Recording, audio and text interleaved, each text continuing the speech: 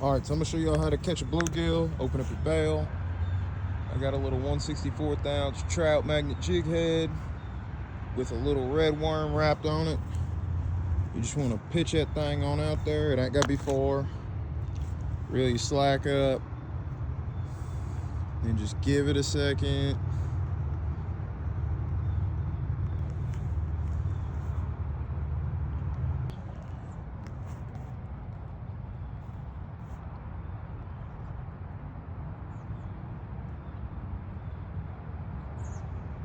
Oh, there we go. Oh, missed him. There we go. He's coming back for it. Come on. There we go.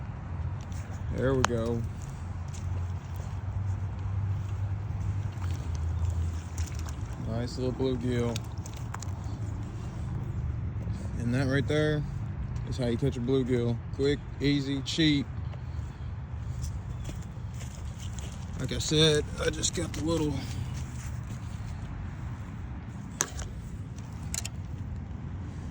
.1/64 ounce jig head with a red worm. I just get these. They last me pretty long. Get 30 worms in a box, whatever. And yeah, that's how you do it.